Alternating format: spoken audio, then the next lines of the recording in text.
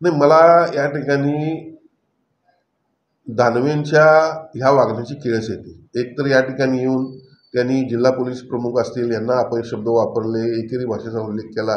माझ्यासारखा कार्यकर्ता गेली 10 वर्ष 15 वर्ष या कोल्हापूर जिल्ह्याची सेवा करतोय. विविध माध्यमातून लोकांना अन्याय होत असतो त्याला न्याय मिळवून देण्याचा प्रयत्न करतो. दानवे हे राज्याचे विधान परिषदेचे विरोधी पक्षनेते आहेत. त्यांनी या ठिकाणी यावं आणि खऱ्या अर्थानं खाजगी सावकाराला त्याचा फायदा होईल या पद्धतीनं वागावं हे त्यांना शोभत नाही आहे.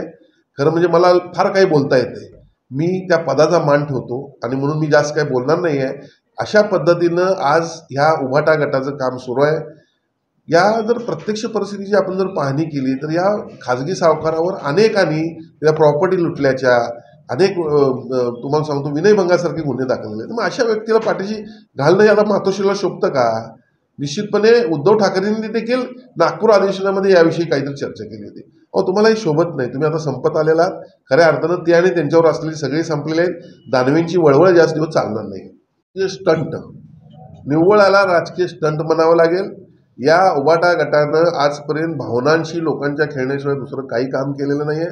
लोकांच्या भावना भडकवायच्या आणि दुसरं काही. हे 2.5 वर्ष मुख्यमंत्री होते, काय केलं यांनी कोल्हापूरसाठी? आज सन्माननीय मुख्यमंत्री एकनाथजी शिंदे यांनी कोल्हापूरला काय दिलं नाही.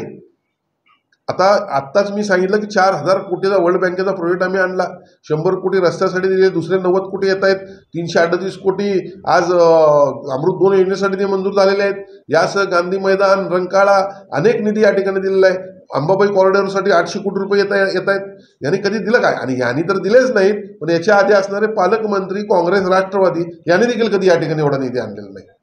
दुसरी एक महत्त्वाची गोष्ट, या दानवेने या ठिकाणी जे हे प्रकार केलेला आहे याचं उत्तर मी त्यांच्या संभाजीनगरमध्ये जाऊन देणार आहे. हे दानवेनी लक्षात ठेवावं.